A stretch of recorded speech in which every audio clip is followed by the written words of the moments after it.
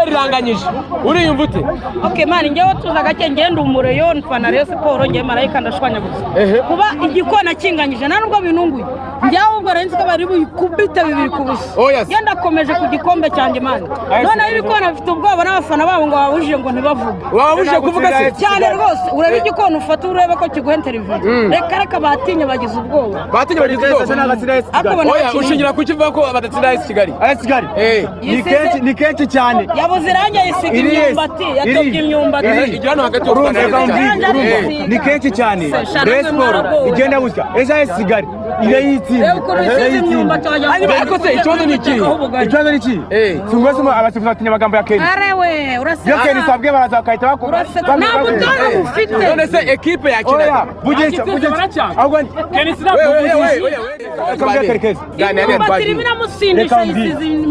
reba za penalty zinge batwimye ya Jean Gilbert reba plan ko muri box bamaze siniri amaso sibabyanze uko mutese none tugura umagagenda hanyuma muranganyije ubusa ku busa uriyumva ute? Twabyakiriye nawe rati twabyakiriye muri football gutsinda gukunganya ko kubigira intambara ariko ikintu ngende kuvuga ati APR uko byagenda kose twatsindwa ne ku mutima sibyo umutima we ngenda ariko se wowe imbaraga we wayibonye hari abavuga ngo harimo nk'abafana bavuga ngo APR ngo bayibye penalty nawe kuko bayibye penalty mu kibuga byose babishoboka umusifuzi niyo mana yanjye niba bayibye biragaragara batwibye penalty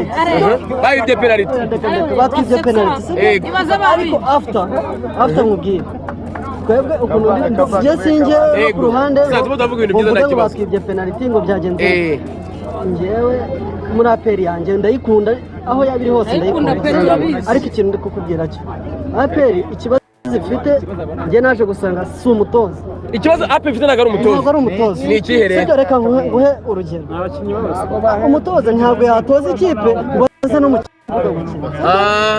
mu kibuga gukina ariko reka ntabwo muhemba abakinnyi ikipe yanjye ukuntu ndimo ndayumva nyiguhe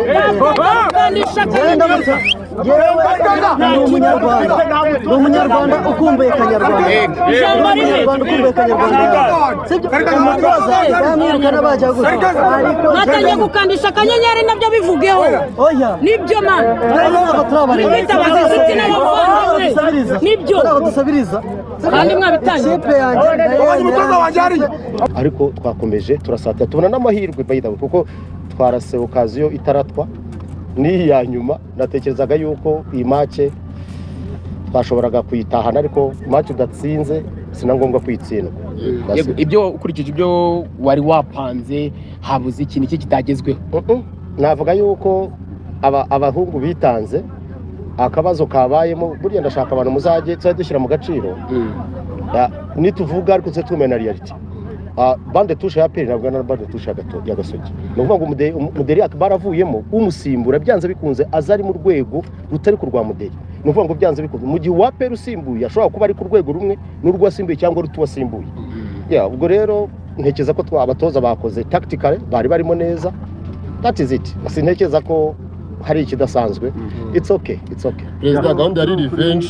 urarivenginze nkuko wabyifuzaga it's not really ariko nanone it's not bad kuko na APR itashitishimye by the way ngira ngo niba bayikurusha twebwe yes don't the revenge is sucked thank you so much revenge was successful what the revenge was successful no it would be success it would have been successful if we had tuza kubona amanota 3 ariko nanga yasima bitwemeretse tuvuga ibintu bisubiremo APR ni ikipe nini ni ikipe nkuru mu buri reality ifite qualities ziruti zacu yes abafana APR baravuga bati ya penalty Abdullah yitwibye ariyo no areka mwakabyara mwe ubu se tuvuga iriya kufura bahaye iyo umukinnyi ari hasi ukoko kuri hasi kubarwa nk'ukuguru ntago wavuga ngo ni kufura icya kabiri natwe ari ibyo muri mita ya mbere ngira ngo wabonye uriya mwataka mbaye iri ari penalty ntiyari subira murebe ariko ibyo simbivuga match yihutaga barubitre basifiye neza period hari ikintu kimwe wari ukomoje perezida wati ibyo byose uvuyemo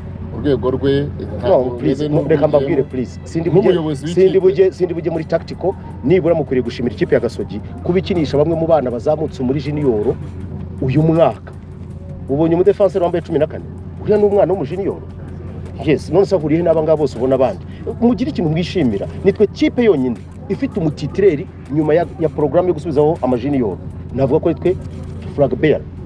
So please you people should be happy. Nimwishimira abantu nk'aba Joseph urabona umupira akinamo hagati.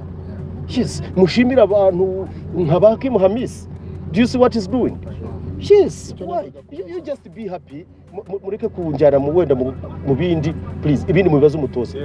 Hanyuma hari akantu mwari mwemerera abakinnyi please match nawe twebwe nta prime igibaho yo kunganya. Turi ikipe ishaka intsinzi 100%. Kwebwe nago we don't celebrate draw, but again one is better than none. That's it. You ni mentality yo muri Gasogi ngo ntago mbizi. We don't celebrate draw. Ayo namba kipe mato yiyumvamo ko agomba gutsindwa. We are not like that. We fight for the success. If you don't win, you lose it. Thank you. Urakoze President. That's welcome.